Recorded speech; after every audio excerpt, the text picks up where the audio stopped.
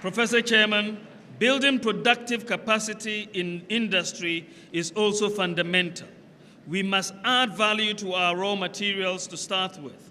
The One District, One Factory initiative, as well as strategic anchored industries in pharmaceuticals, petrochemicals, textiles, and so on, will help drive industrialization by the private sector.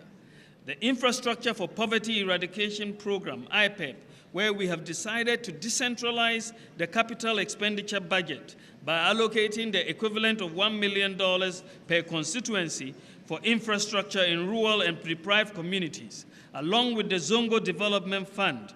These are all intended to broaden the base of productive capacity, making our economic building stronger and more inclusive.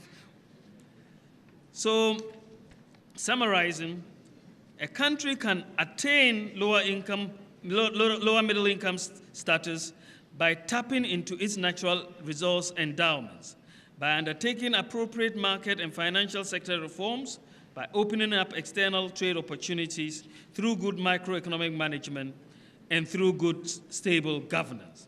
But the global experience is that the continued march toward full middle income status and further to high-income economies is possible only when a country has put in place national mechanisms to build in productive capacity. On the basis of our natural resource endowments, Africa has always been a hopeful continent.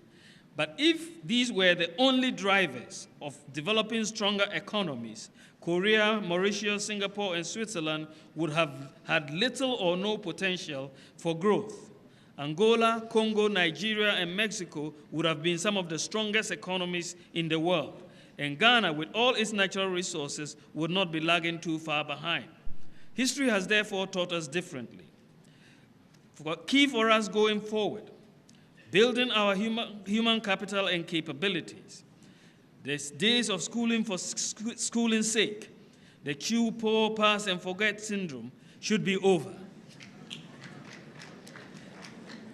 Free SHS is here, but it is not a bargain for low quality. We want to enhance quality with it. You have a role to play as a university, nurturing and stimulating creative thinking, undertaking basic research in problems confronting society, and informing public policy making are the least we should expect from universities. Universities cannot decouple themselves from tackling the challenges in society. We look forward to the solutions from you.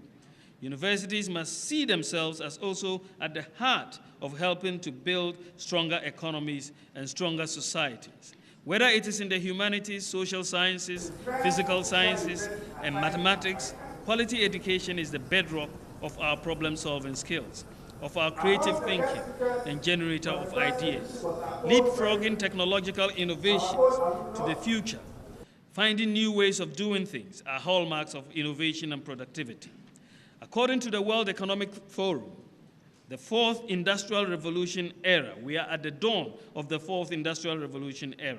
Technology and innovation are increasingly driving development and a source of building stronger economies. Developing stronger economies requires transforming agriculture and food systems if we are to cope with the pressures of population growth, demographic dynamics, and food security. Developing stronger economies also requires good governance and protecting the social and economic opportunities of citizens. It also requires a change in our attitude, in the way we deal with our commonwealth.